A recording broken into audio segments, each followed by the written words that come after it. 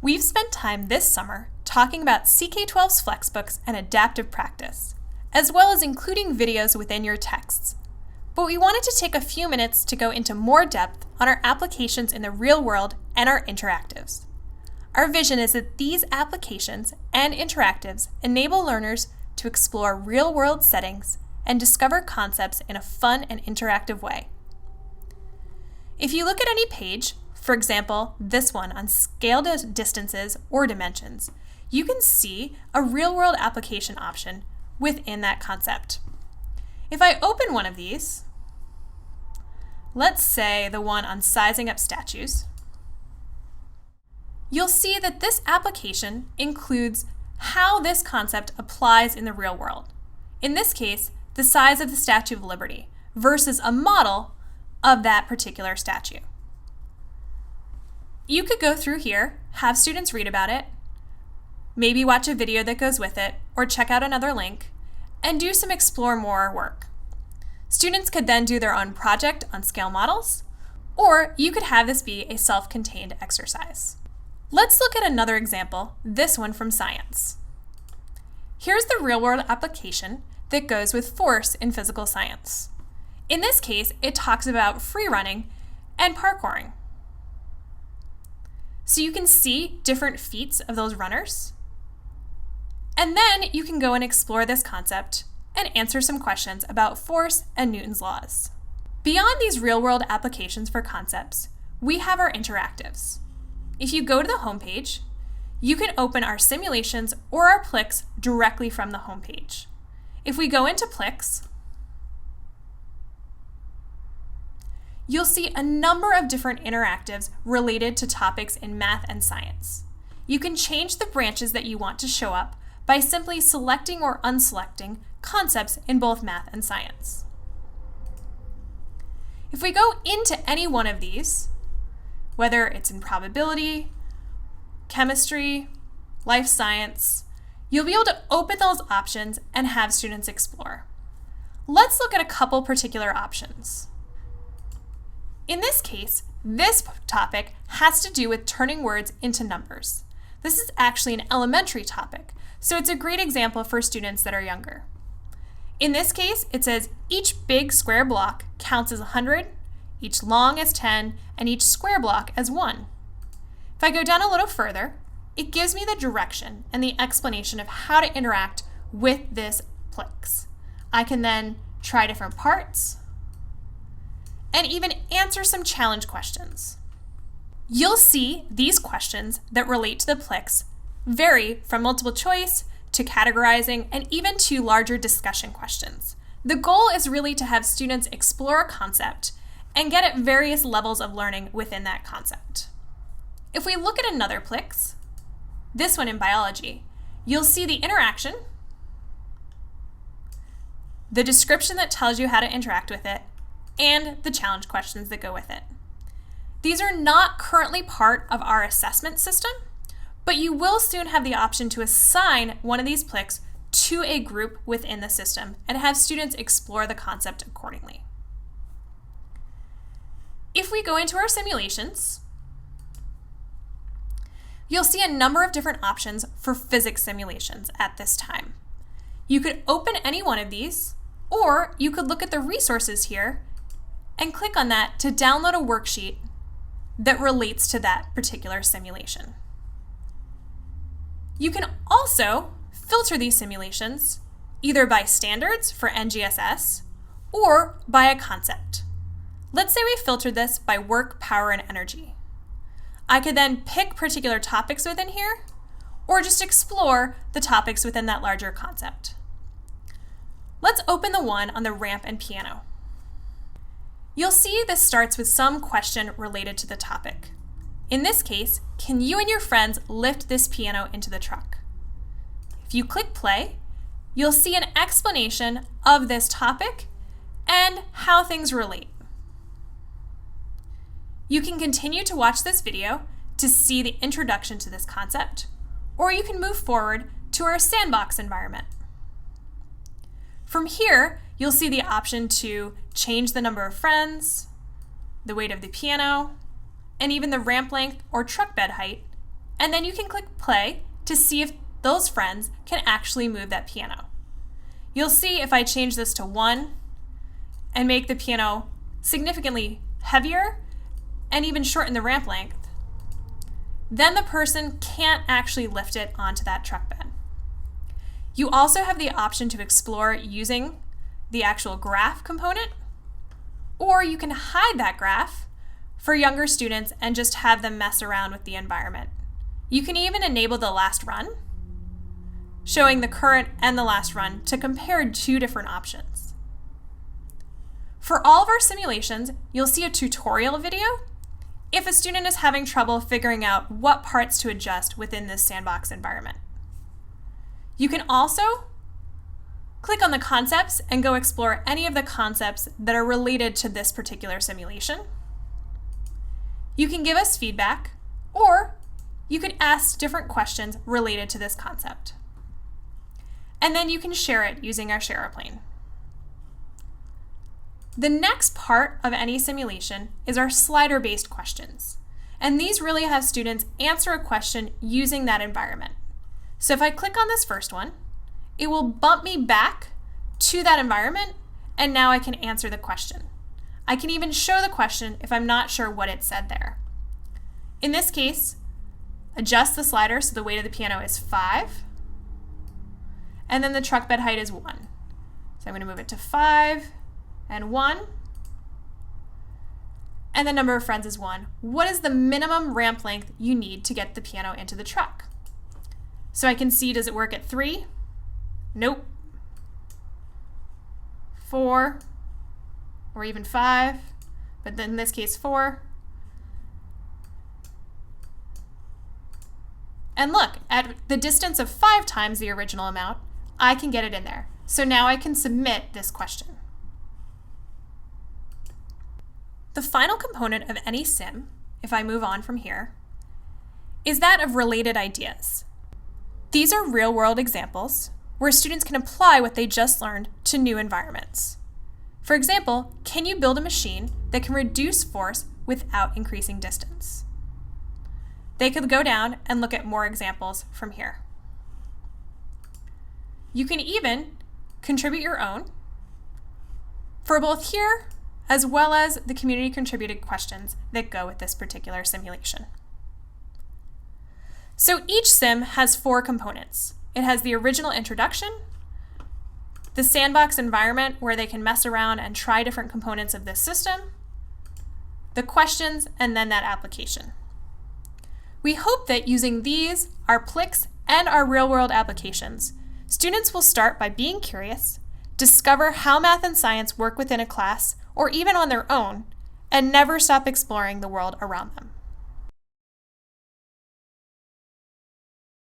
If, instead of only searching for a particular concept, you're looking for content that is related to a topic, you can use our new concept map option at the top of any concept page. This is in beta, but is a wonderful way to find content that relates to a topic your students are studying. Let's say you were teaching scientific notation and wanted to see what other topics were related to it. Having gotten to the concept page via browsing or searching directly, you can simply click on the Concept Map button in the top right to see what other concepts relate. You'll notice that this topic is clearly related to other topics in both science and mathematics. If you were only looking for topics within math or within science specifically, you could choose to limit your search accordingly by only math, only science,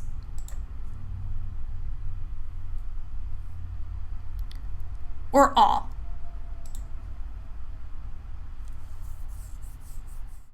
Once you have decided whether you are looking for interdisciplinary options or topics strictly within math or science, you can click on any concept title to see what resources CK12 has to offer for it. For example, you could click on Mathematics Tools for Physics. By clicking on Learn More, that concept page will open for you and you can explore any of the content there. Alternatively, you could explore what concepts are related to any one of these topics by clicking on a node and expanding your concept map. Let's say scientific method.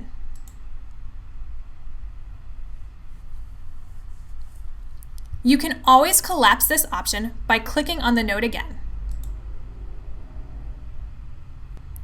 If you want to keep exploring, let's say scientific method,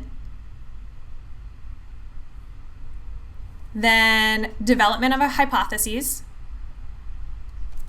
and even testing hypotheses, you can continue to explore, always diving into the content by clicking on the title or details.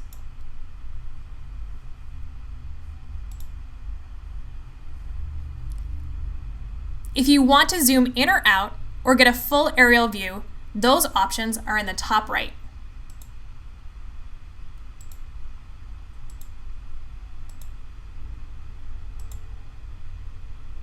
If you wanted to explore these relationships without starting from a particular concept page, you can choose any branch by scrolling down on the home page.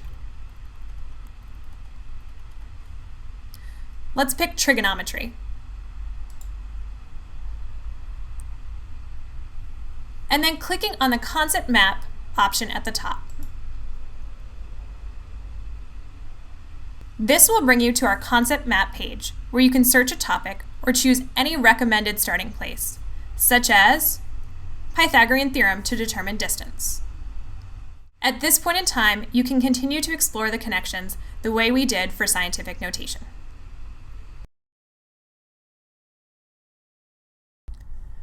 We've talked a lot about the resources CK12 offers and the variety of different modalities that students and teachers can use when they're learning and teaching a concept.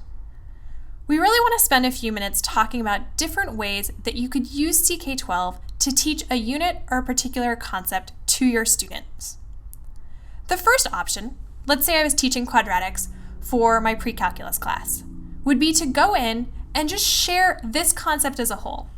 I could go into the concept and click Share Me and share it with Google Classroom, or I could share any particular read within here to a group or class I have on CK12.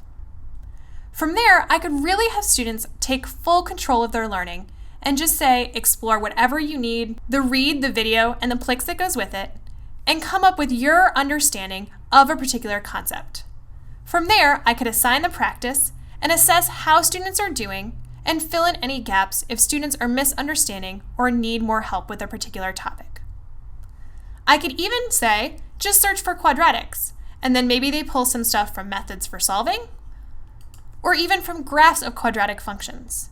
We could then pull the class together and have them teach each other different concepts within that unit. If I wanted to create my own curriculum, I could go in and I could pick a particular book for pre-calculus. In this case, you'll see a math analysis book that has those longer lessons that include a couple different concepts within that. I can choose to customize this book.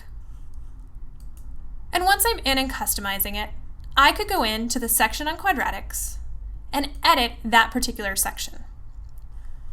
I could change the title, or I could just save it generally as quadratic functions. Once I'm in that section for my book, I have a number of different options. I can change any of this text. I can go in and I can update the videos that are in it, or even the examples.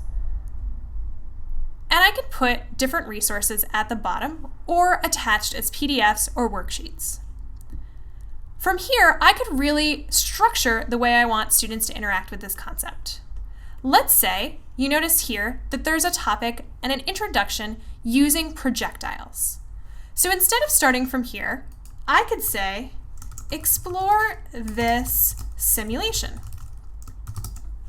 And I could go into a simulation for physics that relates to this topic. In this case, the one on water coming out of a fountain really allows students to explore angles, height, speed, and even where it lands. I can simply copy this URL and paste it into my read.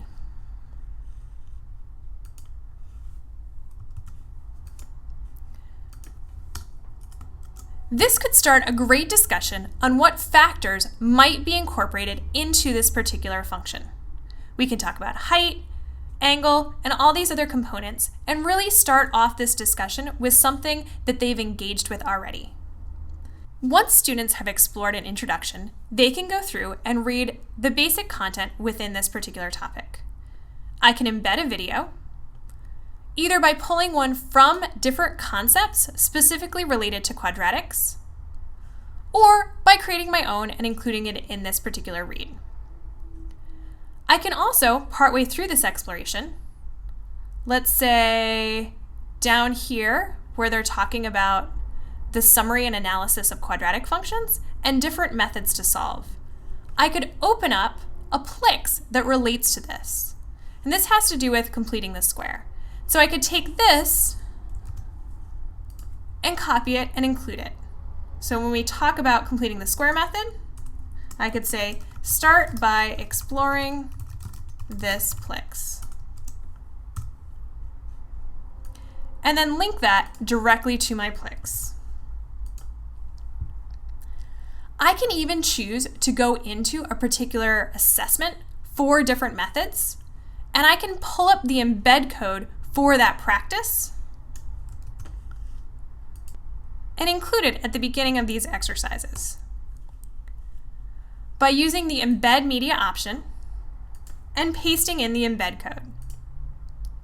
You'll see this media option show up here, and then when I save and finalize this particular read, you'll see that the links to the simulation, the links to the Plix later on, and even the embedded practice for this particular concept, if we scroll all the way down,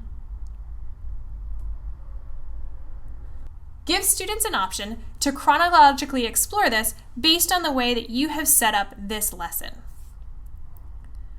One final option for doing this and setting up your curriculum is to use CK12 resources as supplemental to your curriculum. You can do that by sharing everything within Google Classroom or within a group that you've set up. One note, the practice that we just saw in that particular read is really just having students explore. If you want to see how they're doing on that concept, you will need to create an assignment within a CK12 group, and then you'll be able to see the reports on how students are doing for that concept. So whether you use CK12's resources by allowing students to just go explore and understand a concept using any modality that works best for them, you create a CK12 FlexBook, or you share your content within a CK12 group or an LMS like Google Classroom, you're welcome to use CK12 as your full curriculum or as supplemental to what you're doing. I know that I, as a teacher, would have loved to have these simulations or other resources from CK12 when I taught pre-calculus. And I bet that you guys have a lot of great other ideas on how to use CK12 resources within your class, school, or district. We hope that you will continue to share these ideas within our forum and with each other as you work within your school.